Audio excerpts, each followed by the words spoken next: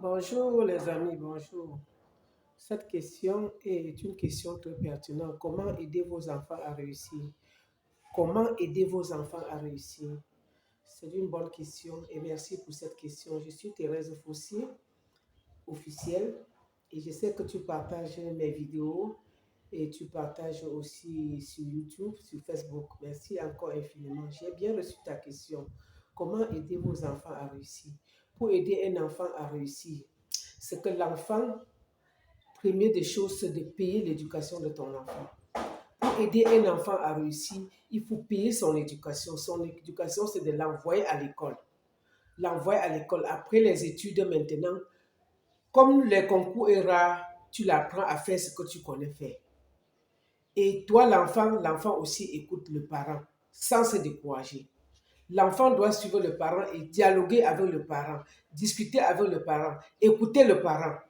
Pour aider son enfant à réussir, la question que vous me posez, il faut être avec ton enfant tous les jours. Ne lui cache rien. Montre-lui comment tu fais pour chercher l'argent. Montre-lui comment tu commences un business. Montre-lui comment le business commence, comment ça finit. Parce que parfois, les parents travaillent, ils ne montrent pas aux enfants. Parfois, tu laisses l'enfant à la maison tous les jours, tu pars.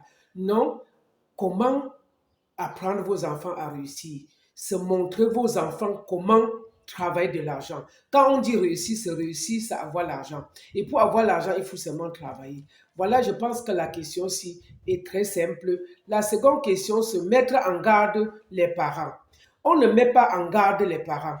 C'est chaque enfant, parce que quand l'enfant part à l'école jusqu'à il finit ses études-là, c'est l'enfant maintenant qui rentre montrer aux parents que après finir mes études, voici mon plan, voici ce que je veux faire dans la vie. Le parent, l'enfant ne sort pas de l'école, il vient seulement avec le projet de voyage, aller à l'étranger, aller partout. Non, tu commences au Cameroun à montrer le parent que le Cameroun, je peux travailler. Tu travailles dur, tu gagnes un petit salaire. Tu travailles dur, tu gagnes un petit salaire, tu bosses, tu montres le parent que toi-même tu peux.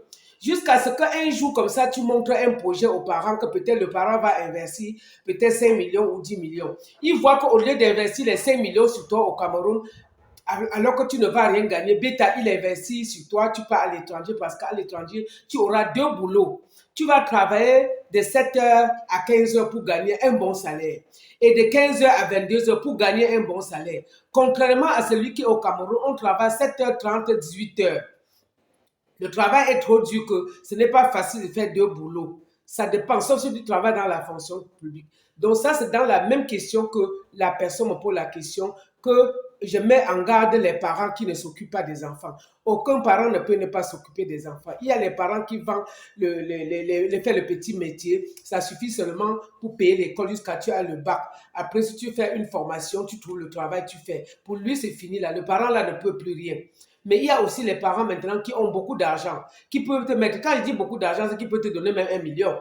Maintenant, il faut que tu apportes le projet de 1 million et tu lui montres comment tu as commencé avec 200 000 avant que tu aies besoin de 1 million. Pas que tu restes un matin comme ça, tu dis seulement si j'ai 1 million, je vais faire ceci. Le parent va savoir que tu veux la frapper parce que tu n'as pas encore fait quelque chose qui te donne au moins 1000 francs par jour pour demander le capital d'1 million. Dans la même question, comment choisir son business? Pour choisir son business, on ne doit pas prendre le temps de dire que je vais choisir mon business, comment, non, non, non, non, non. Quand je regarde la question, c'est dans la même case et je préfère répondre dans la même case pour que la personne sente que j'ai répondu à sa question. Comment choisir son business? On choisit le business en fonction des gens avec qui tu passes la journée. Si tu marches avec les gens qui vendent les pommes, tu vas vendre les pommes. Si tu passes la journée avec ceux qui vendent la quincaillerie, tu vas faire la quincaillerie. Si tu restes avec quelqu'un qui vend que la drogue, tu vas faire que la drogue. Donc ça veut dire que pour choisir son business, il faut aussi choisir les amis. C'est les gens de personnes avec qui tu marches qui te permettent de choisir ton business. Si tu marches avec des gens qui font la brasserie du Cameroun, ils font le bar, tu vas finir par faire le bar. Donc on choisit son business en fonction de ses amis. Quand tu as les mauvais amis, tu choisis le mauvais business. Quand tu as les bons amis, tu choisis le bon business. Et les affaires, c'est dans la tête. C'est toi qui vas cultiver ton cerveau.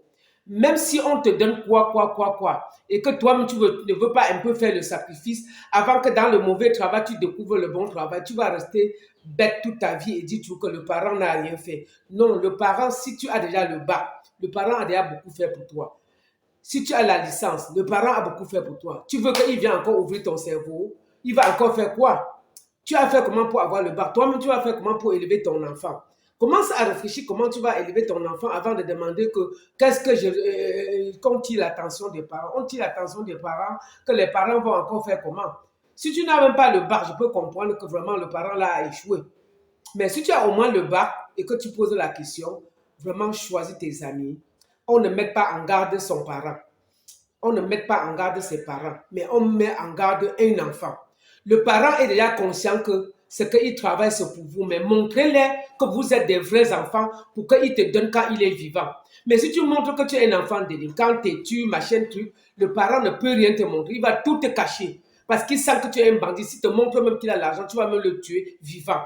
C'est de ça qu'il est question. Donc, les enfants, on ne met pas son parent en garde, mais c'est le parent qui met l'enfant en garde parce qu'il t'a accouché, il a payé tes études, il a tout fait pour toi. Maintenant, ta dernière question, comment choisir son business? Il faut bien choisir les gens avec qui tu marches. Tu marches avec les travailleurs, tu vas travailler. Tu marches avec les paresseux, tu vas être paresseux. Alors, les amis, j'espère que j'ai répondu à ta question, mon cher jeune frère. Et ça va t'aider, ça va aider les autres. Bonjour.